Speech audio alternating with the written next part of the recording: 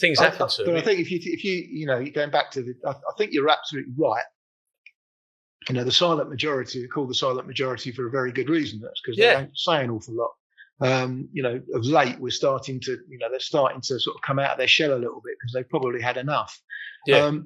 But the vociferous minority is always listened to. And something else I never really realised when growing up, or even when I was in the police, I probably started to notice it towards the end a little bit. I've noticed it much more when you take a pace back from an organisation and you look at it, slightly differently. And talking to people, particularly journalists and people like that, people, within the media, you don't realise, I don't think, just how liberal this country is. Mm. We have this sort of proud to you and me, not so proud to liberals, but, as a small country, we own 3/4 of the world. We had the biggest empire, we were powerful. We all know that we're not anymore. We all get that. But there is, only this country is having pride in your national flag seen as a sign of being, an extreme right. Right, we are so liberal that even having a hat with a Union Jack on it makes you extreme right wing. I mean, I can't think of any other country in the world. I know. There was a bit of footage the other day of some pro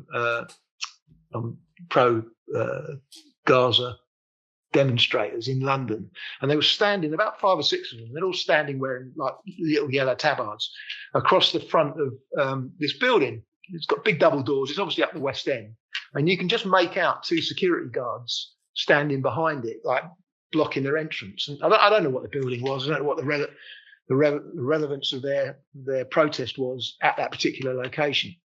But you see the police actually come in, having said, right, come on, you need to move on. And then they physically get between the demonstrators and the security guards and start pushing them away.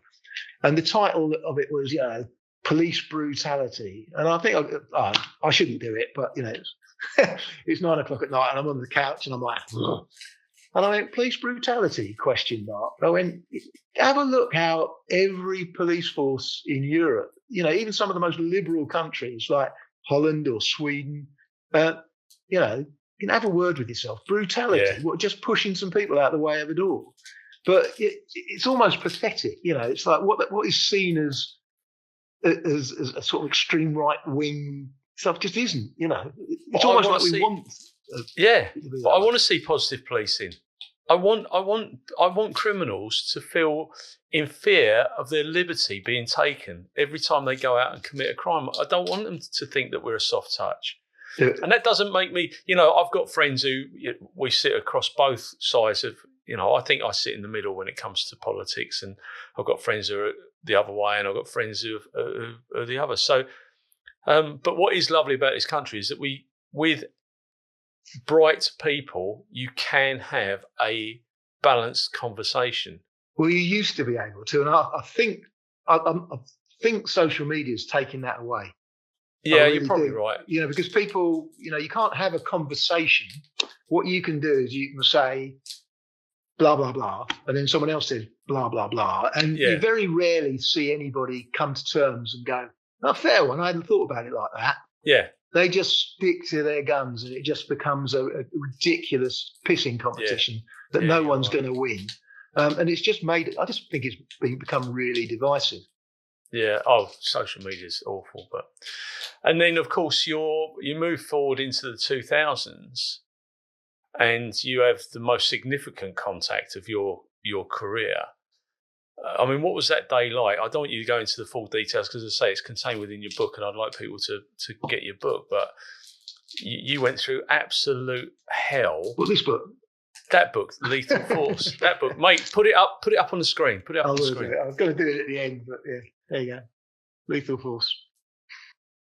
So the fact is that you went through an horrendous time, having been told that you'd done nothing wrong. How did that all work out? So, just so you understand the sequence of events, I shot Azzell Rodney on day 2 of a armed operation, intelligence-led armed operation, where when I say we, the police, not the door kickers like me, but the techos, were clearly getting evidence or information and intelligence from a source that was very, very close to the team of robbers that we were interested, and was so accurate that it could probably, and obviously you can't say this, but because of the Regulation of Investigative Powers Act, but it was probably coming from some technical source. Yes. And so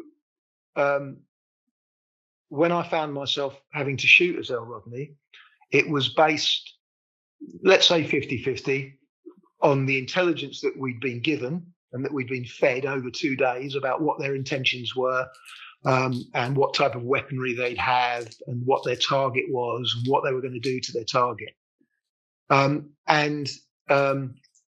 body language and instinct. So when we got given, we go through various phases. You don't need to know them all, but state red basically means that we've been given clearance by the Silver Commander, the senior detective on the ground running the operation, to do an interdiction and arrest the suspects. Yeah. So when we got to that stage, quite quickly after we went to state red, it became apparent to me, and probably most of the convoy of four armed vehicles and the control ship, that we were burnt, that the suspects in the car knew we were there. The rear seat passenger, Azzell Rodney, was looking around. He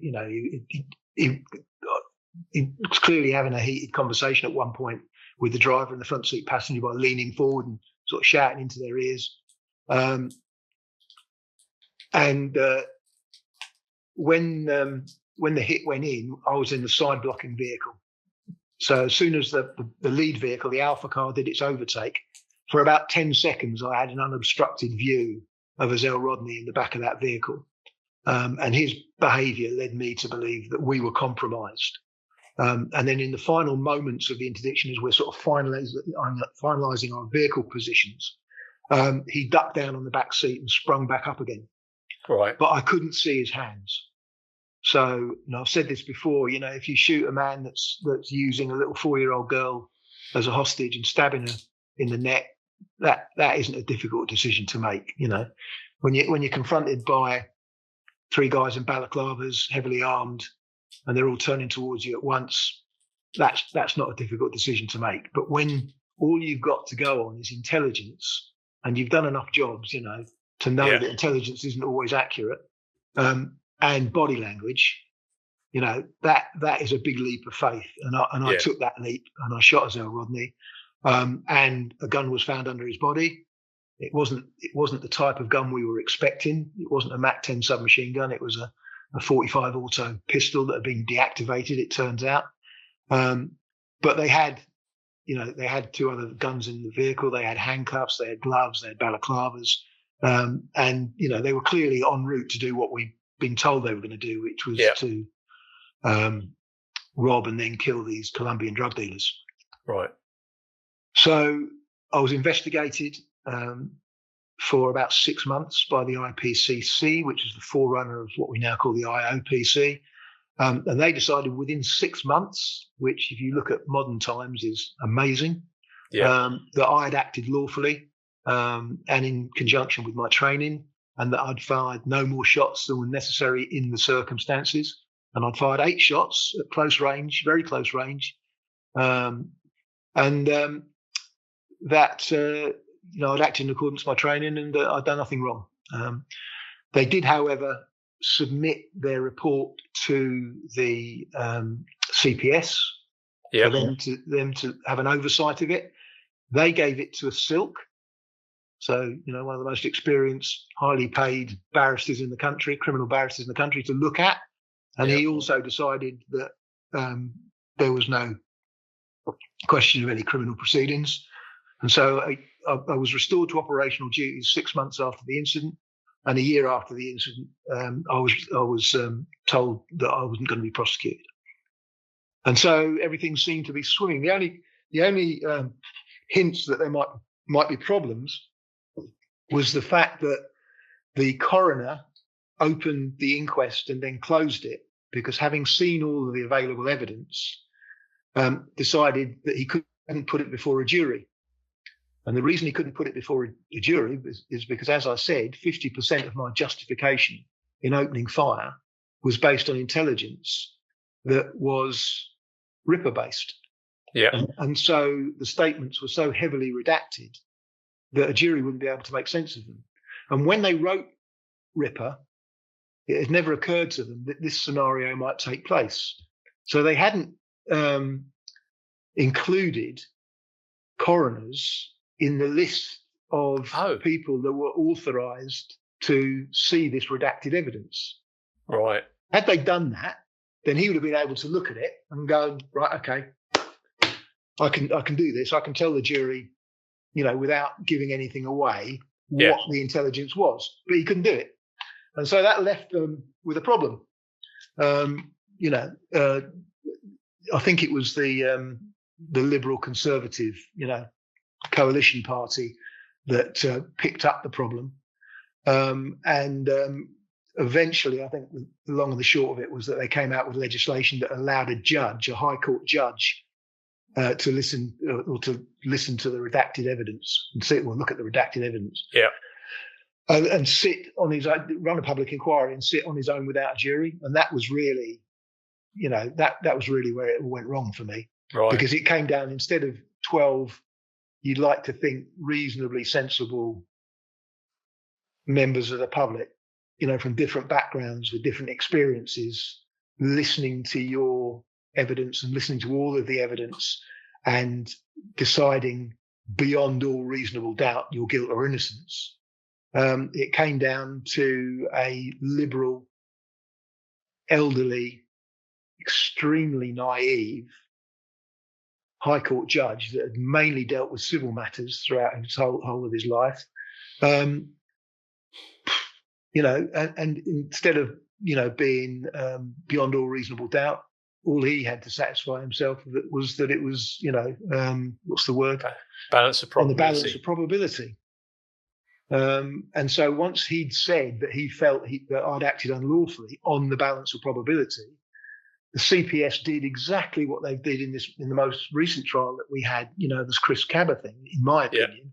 Yeah. They just, they did the Pontius Pilate act, Well, we're the Romans, we're in charge of, Palestine. We're not interested in that. If it's a Jewish problem, let the Jews decide, Yeah. If they want to crucify them, we'll crucify them. It's that sort of thing. Yeah. And so, how long did it take before you went to trial, though? So it took just over 10 years, like a month or so over 10 years from the day of the shooting. And you'd retired by this point. So I because I've been recruited to work for the security services. Right. The Secret Intelligence Service, and which obviously comes under the Foreign Office. And I completed a selection course in the United States with another agency, and they said, as soon as you get the all clear from the Crown Prosecution Service, we started your vetting, but as soon as you get the all clear from the Crown Prosecution Service that you're not going to get prosecuted, you can come on board. So by that time, like I'm a year past my 30 years, I'm a year past my retirement date. I got the all clear from the Crown Prosecution Service, but when my bosses wrote a letter to the Foreign Office saying Police Constable Long is now, established as being in the clear, they'd obviously had a rethink, and they decided, quite correctly as it turned out, that I was probably going to be too controversial and it might turn around and bite them in the arse. So they came up with a bit of pathetic excuse and basically said, we're not interested in taking you on anymore.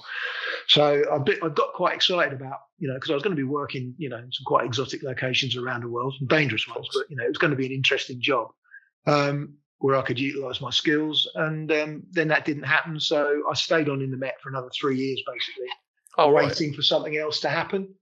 And eventually I got offered a job in private industry, or the commercial side of things, the commercial side of sort of tactical equipment, and, firearms and that sort of stuff. And so I went to work for a UK-based company, doing that for quite a few years. And then it all caught up, really, that after the public inquiry, and the judge had decided that I was going to act unlawfully, that I'd acted unlawfully, became pretty apparent I was going to get charged. And of course, if you're charged, you're not going to be able to go through the front door of any police headquarters selling bombs and bullets. So I went on the private security circuit, looking after a Russian squillion heiress in Knightsbridge. Right. I did that for a few years. Did that during the trial, so I obviously took time off for that. So I took a massive drop in wages. During the trial, I was actually unemployed. I'd had to put my property, a property that I owned, that I rented out, on the market. So of course, as soon as I did that, my tenants moved out. So now I was paying 2 mortgages. But now, so actually all of that for me personally, because I mentioned early on in right at the beginning that I'm sort of numerically dyslexic, whatever the correct word for that is. So for me was far more stressful than any of it, Really? Yeah. But I mean, we use the term, don't we, gripping the rail. What was that like, walking into the court? Old Bailey, was it? Yeah, it's interesting because the Old Bailey isn't designed for prisoners on bail. All right, it's designed for people that are going to be brought up from the cells. Yeah. So the way the courtroom is designed is just that you come up into a big glass bulletproof box from the cells. But of course, I was on bail, and there isn't a lot of space in there for anyone outside of the people that are actually involved in the case. And so they decided to sit the family of Azzell Rodney, his brothers and his mother, in the seats right next to the steps that went up into the box. Oh, nice. Which meant I literally had to sort of step over their feet. I have to be honest, I didn't have any occasion to talk to them. I'd just say, excuse me, and they just moved their feet back, and there was no eye contact or anything, but there was no overt hostility or anything like that. There had been some early attempts when we were talking about the initial appearances at court to get me in and out of court without me being captured by the press on film. Yeah. And the job had agreed to do that. And they used the CTSFO teams, basically my old team, to try and get me in and out. And they were onto a loser from the very outset. When you and I joined the job, magistrates' courts and Crown courts were run by the police. We were responsible for the security and for the admin almost of prisoners and all the rest of it. And of course now it's Serco. Yeah. And Serco were like, when they had a retired police officer for murder, they were like a dog with 2 dicks. They just wanted to make life as uncomfortable for me as possible. And so I had 2 experiences. The first one was my very first experience where I was actually formally, the charge was read out, and that was at Westminster Magistrates Court. And then Serco completely flouted and turned their back on an agreement that had been made with the magistrate for me to be taken in police vehicles to the Old Bailey to be given bail, and took me in a prison van, kept me in the cells. I was kept in the cells all day. And then even when I was granted bail at the Old Bailey by the judge, as soon as I was out of the box and in the cell passage, I was put back in handcuffs, even though I'd been granted bail, taken back down and put back in the cell for nearly another hour while I was processed. I'm not even sure that's legal, But I had 2 really bad experiences.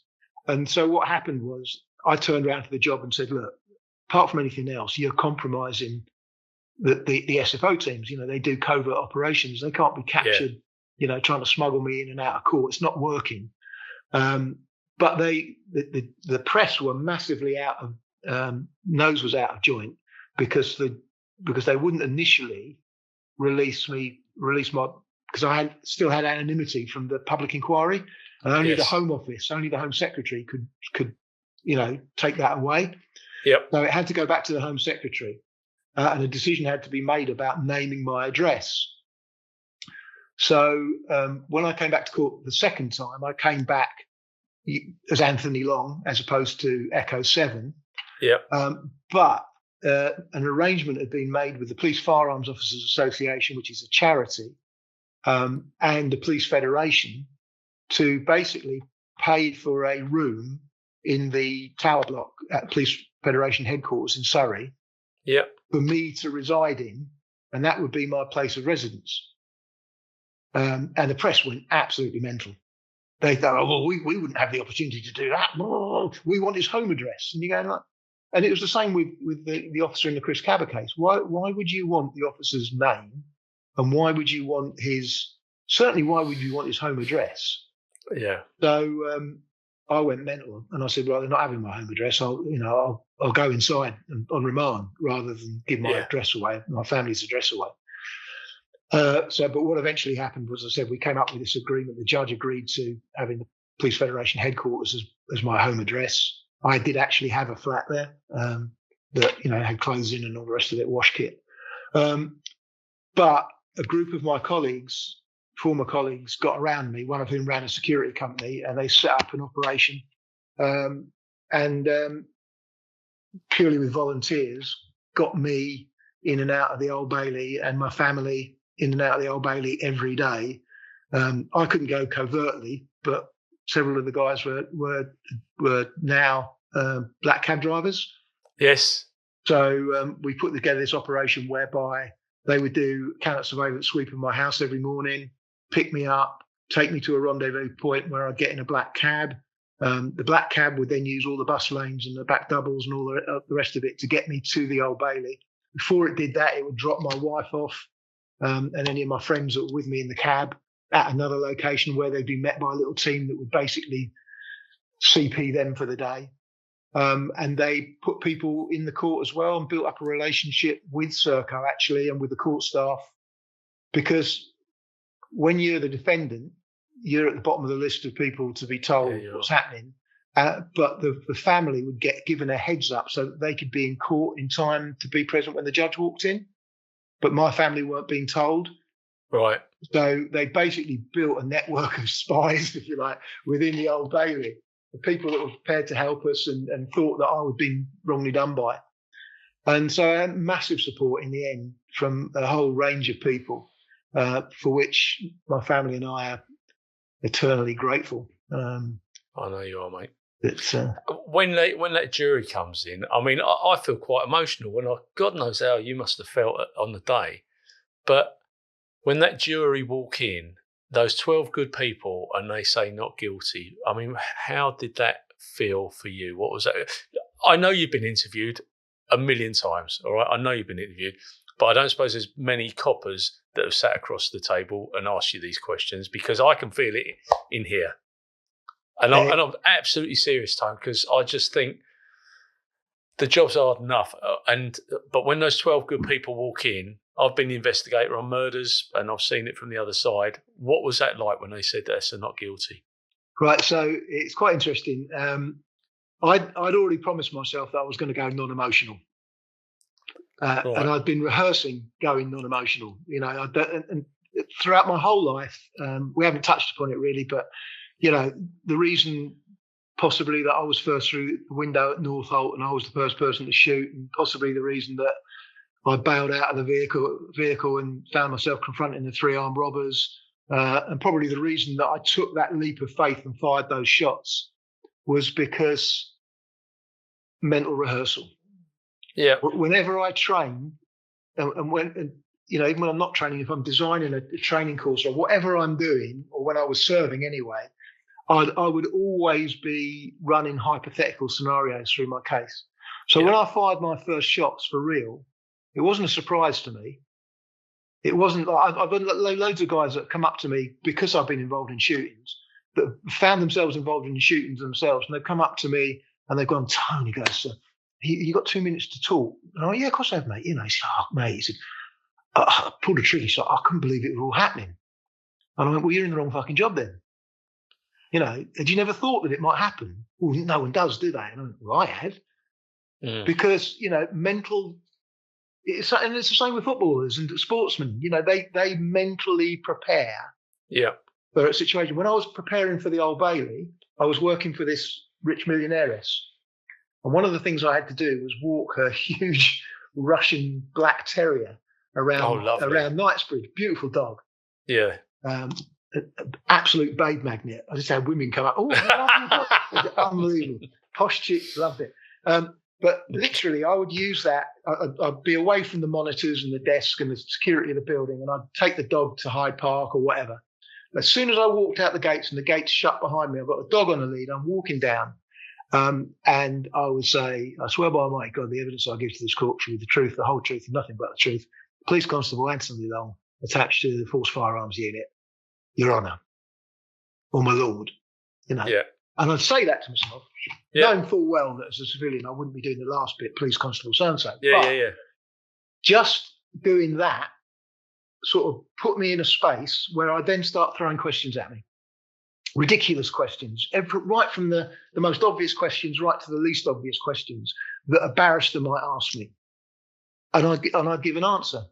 And if I wasn't satisfied with that answer, when I got back, I'd get on my laptop and I'd Google, whatever the law was or whatever it was. So when I went, the reality is you can be the most experienced barrister in the country, but you still won't know as much about the police use of firearms and about what it's like to be in a real life situation and the actual human dynamics of being shot at or shooting back than I do. I am my own expert witness, and nothing you can say is going to rattle me. And that was exactly my mindset in court. I was actually disappointed at one point. The prosecution case was concluded and they'd failed to mention, as they should have done, that I had a right to have an honestly held belief that my life was in danger. They hadn't mentioned it at all. And it was a big faux pas on the part of the prosecution. And my barrister just kept his powder dry. And as soon as the prosecution case was over, he asked to address the judge in the absence of the jury and put a case forward. And it was all done overnight, submitted letters. But basically saying that there was no case to answer because they hadn't covered the fact that I was entitled to an honestly held belief. Yeah. And he said, you probably won't have to give evidence. He said, if we win this, you won't have to give evidence. That's it. The case will be dismissed. And part of me was like, brilliant. And part of me was like, fuck's sake.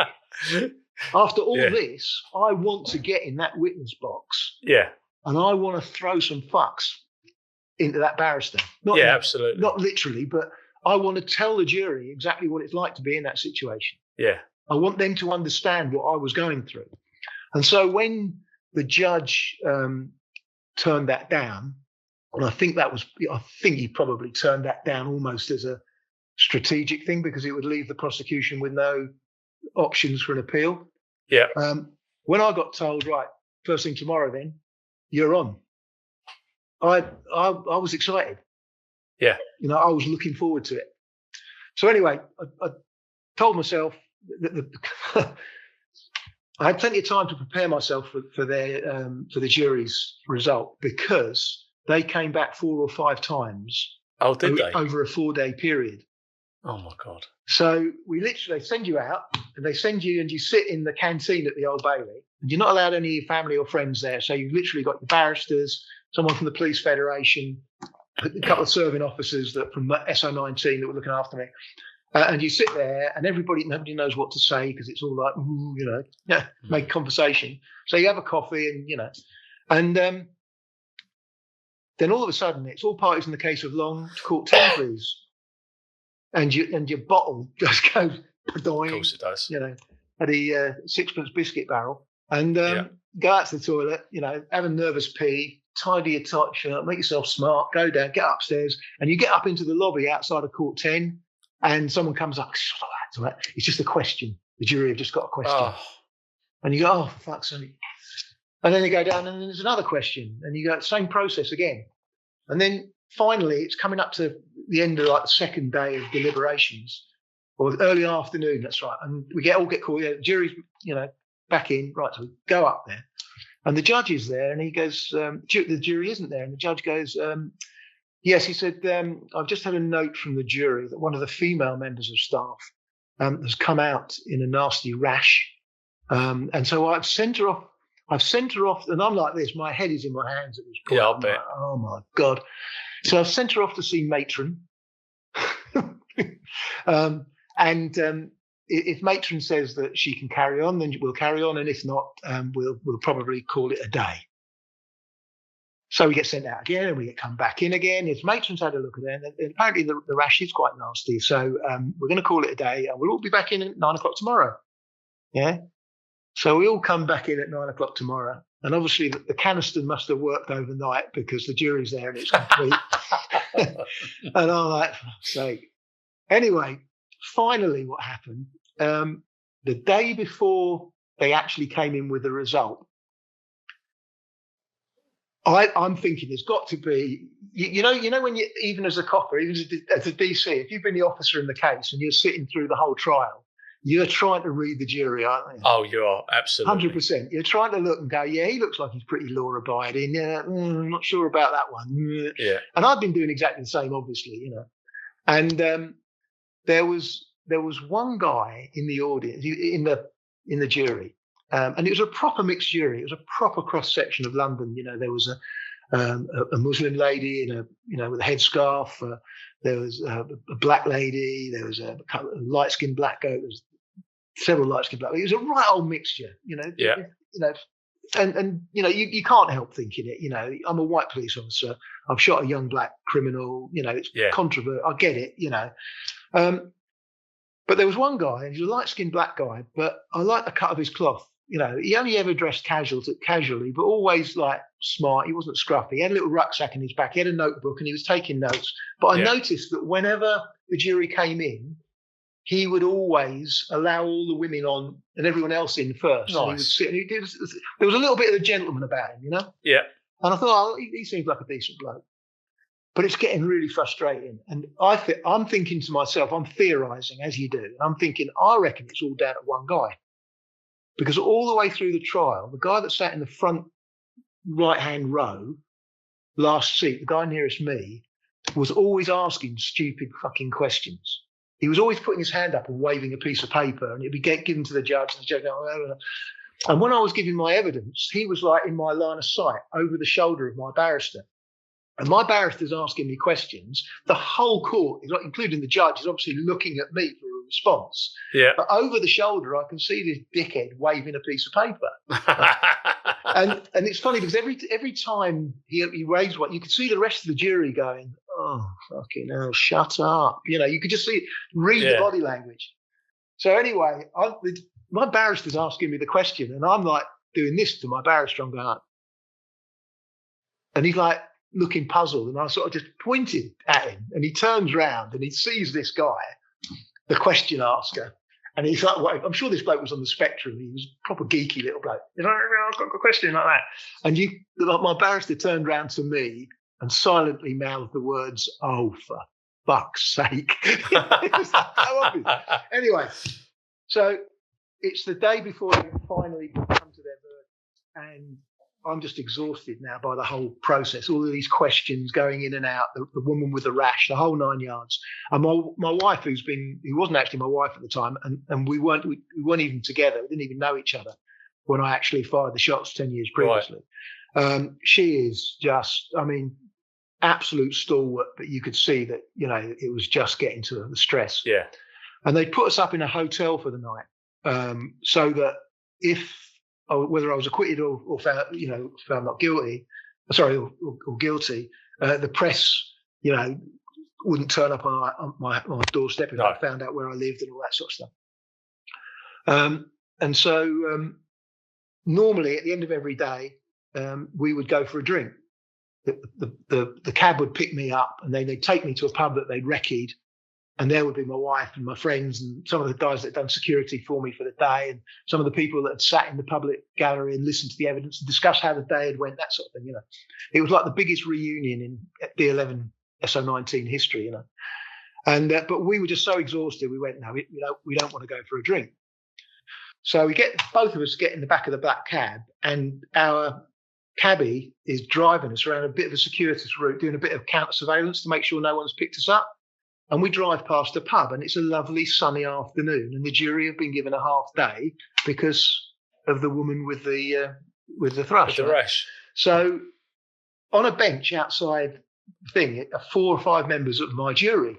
Oh, no. And sitting down with his knees together and his hands on his knees like this, like a little bit of a train spotter with his glasses on, held together with elastoplast, is the geek, the question asker.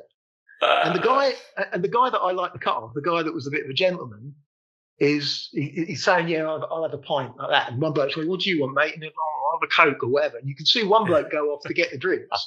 And then the guy that I like leans into this bloke's ear, and you can see him going, what is your fucking problem? You know, blah, blah, blah, blah. And right then I knew that he was the problem and that they'd taken him for a drink because they'd had an early recess to debrief him and get him on track. Right? Yeah. I knew it. Anyway, final day, we come in, and the jury get called back in. But before that happens, the judge said, the jury still haven't come to a decision. They have, however, come to a majority verdict. But I'm not inclined at this time to allow them to do that. So I'm going to send them out until lunchtime to make a decision, and then they come back. But before we do that, I have to ask them if they've come to a decision. So he formally calls all the jury back in, and they ask the chairman to stand or the foreman to stand, and guess who it is? It's the bloke I like with the rucksack. Right. He stands up, like full of confidence, almost sort of military bearing, and the judge says to the general or the usher, or whoever it was, clerk of the court, whoever it says, have you come to a decision upon which you are all agreed? And he said, yes, my lord, we have. And like everybody looked at each other. Like wow. The judge looked puzzled. The jury members next to him start tugging his trousers and going, no, we haven't, And the judge kind of looks over his glasses and he goes, I think you mean no. And he said, oh, sorry, my lord. Yes, we haven't yet come to an agreement. And at that point, no one else, none of my friends, none of the people that were in court that I got to speak to afterwards, no one else noticed it, but I noticed it, that 4 of the women on the jury all took that opportunity with that laughter to turn and look at me and smile. Yeah. And I knew 100% I was not guilty, 100%. And then we all went out again while they made their decision. And I'm drawing cartoons and I'm joking and I'm laughing. And like people are going, fucking hell, Tony, God help me. What is, you not stressed? And we went back in there and I'd be lying if I said, I didn't have the pucker factor when I was waiting for those final seconds for the not guilty to come across. But I looked up at my wife. Her hands were in her head was in her hands. My son, is, Royal Marine, serving Royal Marine, done tours of Afghanistan. You could see he was fighting back the emotion. And the girl from, who I kind of sort of built up a sort of friendship with from Serco, who was my guard in the box and who had to take me out the back and search me and pat me down each time. She was like, her bottom lip was fucking going. Mate, I get it. Yeah. It was just, but I didn't. I absolutely didn't. I promised myself I was going non-emotional, and I did. And then we all got rushed off through the back doors and everything else. The judge had finally agreed that I could be snuck out, even though I couldn't be snuck in. Black cab takes us to a pub that we'd recce'd down near Tower Bridge, and I drank like a fish. So would I. There was about 150 people, 200 people perhaps in they'd taken over the whole basement in this big pub, and everyone was ming-monged except for me and my missus. And we walked out. I was stone cold sober. And the next day, believe it or not, so I was acquitted on Friday the 3rd of July. On Saturday the 4th of July was going to be the Police Firearms Officers Association black tie ball in Leicester or somewhere like that. So we'd been given free tickets because obviously I didn't know whether I was going to be there. But we said, right, what we're going to do is we're going to leave the hotel near Tower Bridge. We're going to walk across Tower Bridge back to London Bridge, catch a train out into Kent where we live, and then we'll get ourselves to have a shower and change and all the rest of it, and then we'll drive up to Leicester. Yeah. So the missus made us a cup of coffee. We sat having a cup of coffee, and I'm looking through all of my texts, and it's all like, well, I'm telling brilliant news, blah blah blah blah blah blah blah. And my missus goes, I'm going to have a bath. Actually, I'm not going to have a shower. I'm going to have a bath. I'm going to have a bit of a soak. So just come up when you're ready, sort of thing. So I'm just sitting there looking through my messages, and I suddenly realised I've got voicemails. And I went, And I looked at the voicemails, and I had a similar amount of voicemails, about 200 voicemails. Wow. And I listened to the first one, and as soon as I heard a mate's voice with a bit of emotion in it, I just floodgates open. And I was like shaking with emotion. And I went upstairs and I tried to sneak past the bathroom door, and my missus saw me. And she went, "What's the matter with you?" I just went, "Oh, fucking." I'm not in prison. Fully clothed, kneeling down, hugging my missus in the bath, just crying like a school kid. I'll bet. And that was it. Within 10 minutes, we were both, and I never thought about it again. Wow. And it just amazing experience, really. And I think that's what I kind of draw from it is, I touched upon rehearsing for life, and rehearsing for situations. But you got to take every experience that you get, whether it's good or whether it's bad, and learn from something, and use that in life generally, really. And as my 4-year-old granddaughter says, and we're teaching her all the different things, what doesn't kill you makes you stronger. Yeah, absolutely, 100%. You've actually taught a 4-year-old child that. Yeah, and the other one is patience is a virtue, and the old ones are the best ones. She says, "Granddad, you're the best one because you're the oldest." How about the job's fucked? Have you taught her that? Yeah, I know. God, I hope she never finds that out, mate. I mean, how do you? I know we've been chatting a while, but how do you feel? The Chris Cabba thing.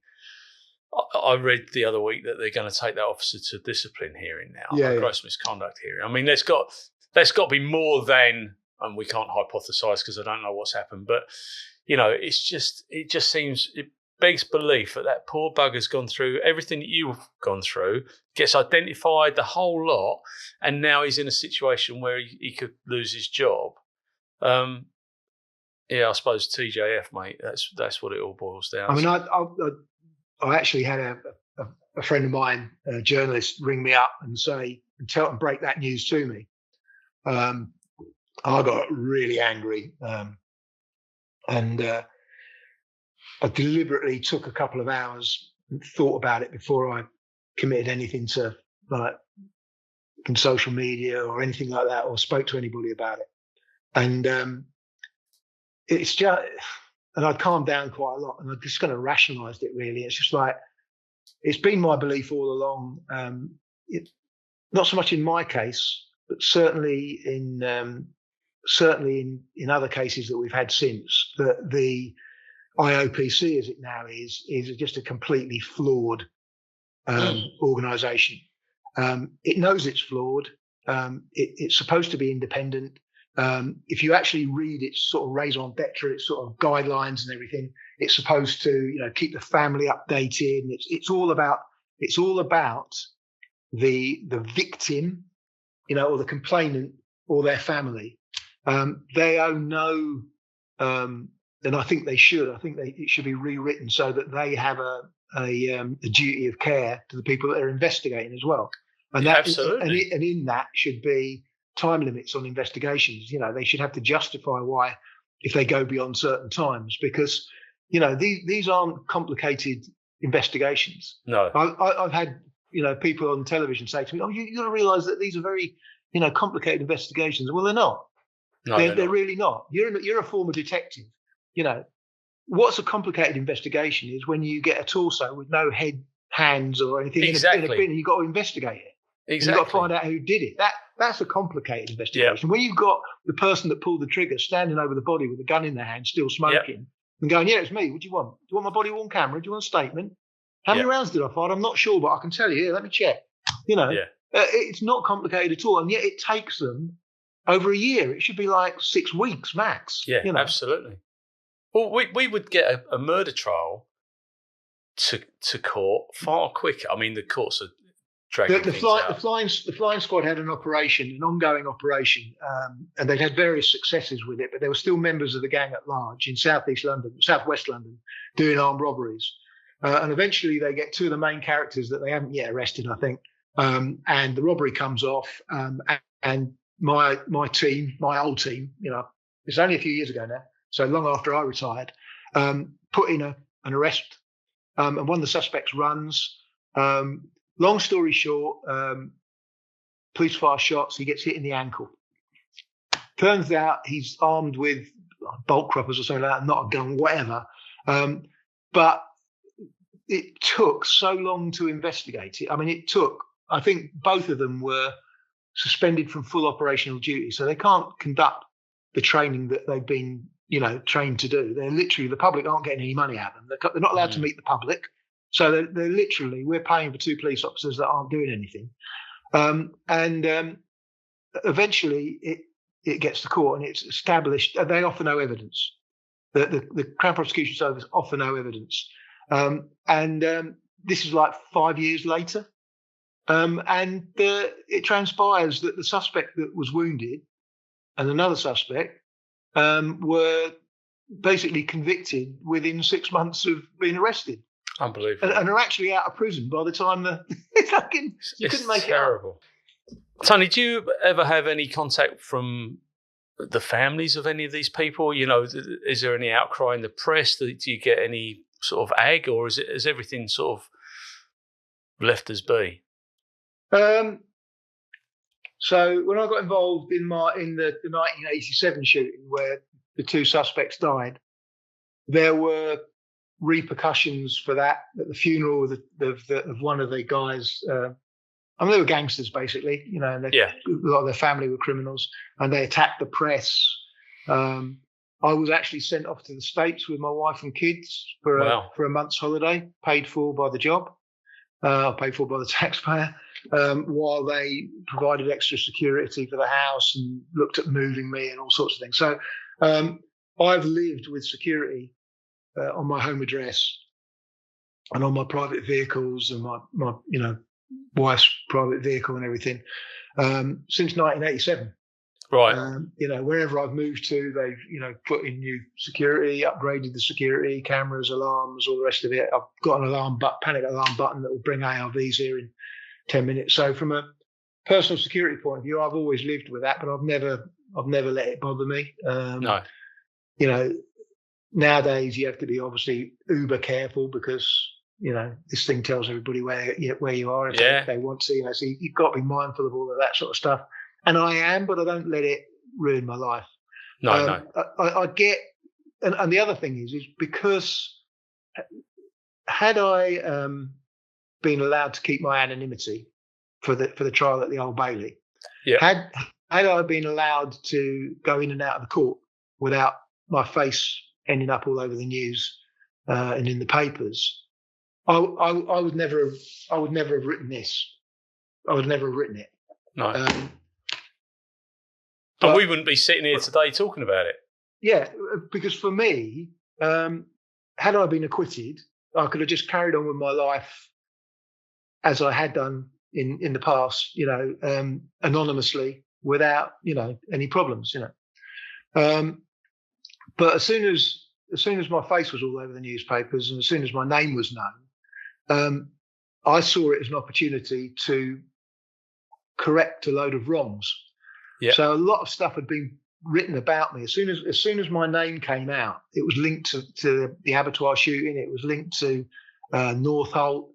It was linked to Commander Sue Akers calling me the Metzone serial killer, which had got in the papers. And I'd had all of this stuff written about me. Even the day after I was acquitted at the Old Bailey, the Daily Express said that the officer known to his colleagues as the Eliminator.